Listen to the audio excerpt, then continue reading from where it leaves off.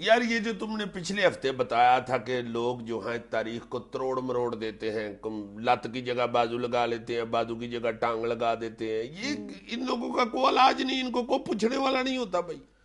اس میں ضروری نہیں کہ یہ جو ڈسٹورشن ہے ہسٹری کی، یہ جو توڑ مروڑ ہے، یہ شعوری طور پہ ہی ہو. لوگ لاشعوری طور پہ بھی کم علمی کی بنا پر اور غلطی کی بنا پر یہ کر سکتے ہیں. اس کا بہترین علاج، اب ایک ہسٹورین ہے، وہ تو ایک چیز لکھ کے مر کھپ گیا، اس کی کتابیں، اس کا کام موجود ہے. آپ اگر اس سے اتفاق نہیں کرتے یا اس سے بہتر چیز، بہتر روایات ود سائنٹیفک پروف آپ کو مل رہے ہیں تو آپ اس کو کنڈیم کر دیں، اس کو ڈسکارڈ کر دیں. اور مطلب اس کے علاوہ اور مرے ہوئے بندے کو پوستھیومس کیا مطلب اس کو پھانسی دینے کا ارادہ تھا؟ کیا یہ پلاسٹک تھیومس کیا تھا؟ پلاسٹک پوستھیومس کہتے ہیں جو بعد از مرگ. یار مجھے بھی پتہ ہے پوستھیومس.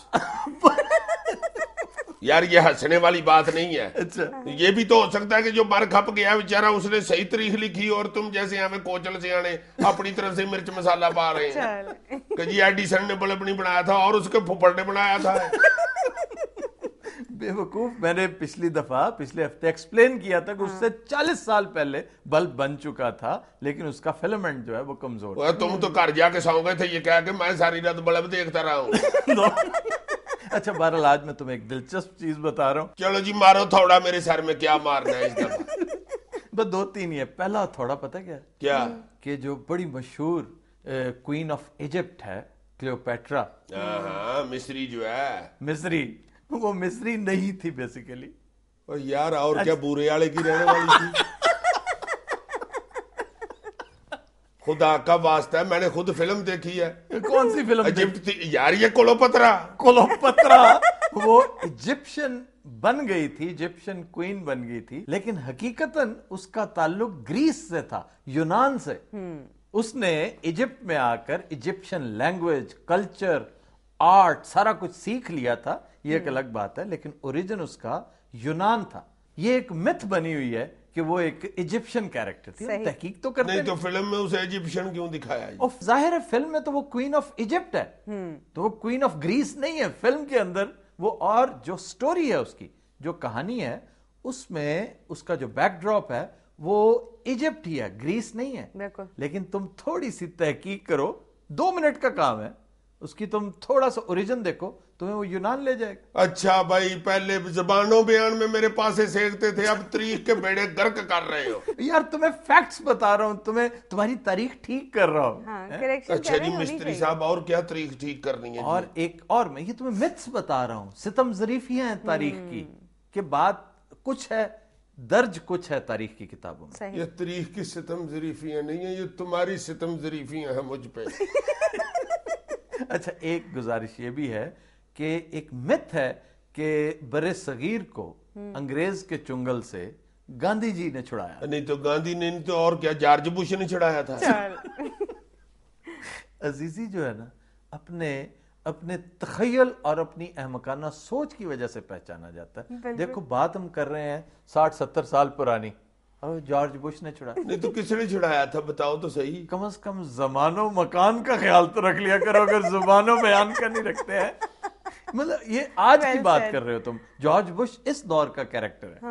اچھا تو گاندھی صاحب کی جگہ پہ کون بندہ تھا جی؟ گاندھی صاحب کی جگہ کوئی خاص بندہ نہیں تھا. انگریز کو حالات نے ورلڈ وار 2 کی بربادی، تباہی، اور جو اس کی اینٹ سے اینٹ بج گئی تھی، پانڈے ٹینڈے بک گئے. جی ان حالات نے مجبور کر دیا تھا کہ وہ کالونیز سے بھاگ جائے. کالونیز کو قائم رکھنا، چلانا جو ہے یہ بڑا لمبا چوڑا پروجیکٹ ہوا کرتا تھا.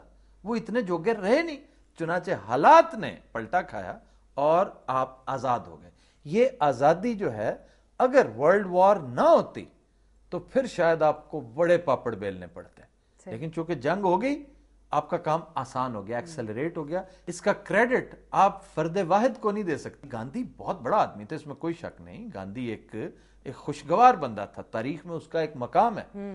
لیکن انڈیا کو انگریز سے آزاد حالات نے کروایا تھا، گاندھی نے نہیں. اوے میرے امال کا، تو گاندھی کس خوشی میں نیری دھوتی پہن کے پھرتا رہا ہے بھائی؟ یار میں نے کہا نا گاندھی ایک اہم کیریکٹر تھا تاریخ کا، ایک اہم، اس نے سٹرگل کی ہے، بہت بڑی سٹرگل تھی اس کی. اسی طرح ہی مسلمانوں کو بڑا زبردست لیڈ کیا ہے قائد اعظم نے. بالکل. اگر قائد اعظم نہ ہوتے تو مسلمانوں کا تو شرازہ بکھرا ہوا ہوتا. اچھا جی چلو ٹھیک ہے جناب. اور کوئی ہسٹری میں ٹیکنیکل فالٹ ہے جی؟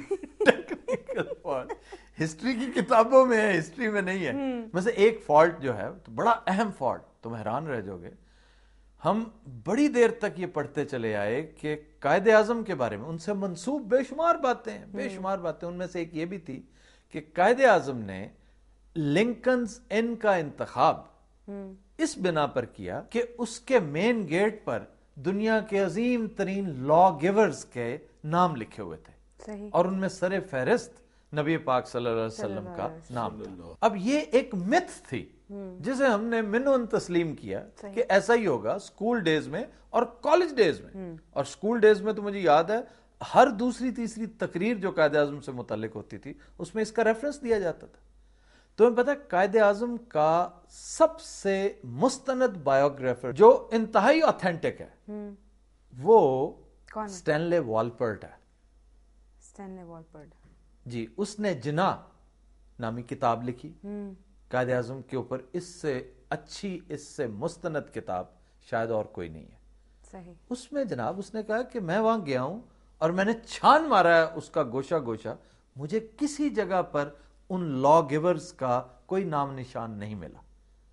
یعنی یہ ایک متھ تھی جو یہاں کے ہسٹورینز نے محض زور پیدا کرنے کے لیے، محض اس کی یقیناً وجہ ایک یہ ہوگی کہ اس زمانے میں آپ کو یاد ہوگا کہ قائد اعظم کی مخالفت کر رہے تھے مولوی، جو کلیرکس تھے قائد اعظم کے مخالف تھے. تو قائد اعظم کا سلانٹ، قائد اعظم کی جو ایک ایفیلیشن تھی مذہب کے ساتھ، اسلامک ہسٹری کے ساتھ اٹیچمنٹ کو پروو کرنے کے لیے اس طرح کی باتیں ہو سکتا ہے پلانٹ کی گئی ہوں، کچھ شعوری طور پر اور کچھ لاشعوری طور پر. بہرحال اسٹینلے والپرٹ نے اس کا کیٹیگوریکلی اس سے انکار کیا ہے. بہرحال تمہاری ان باتوں سے میرا بہت زیادہ دماغ خراب ہوا. اس کی شکل میں اپنے منہ تیانے زندگی گزار رہا تھا، بہت اچھا. تم نے مجھے خاصا پریشان کیا ہے. میں بریک لے لوں، اجازت ہے؟ فوراً بریک لے لو اور میرا بلڈ پریشر چیک کرو. خواتین حضرات، we'll take a break. Stay with us.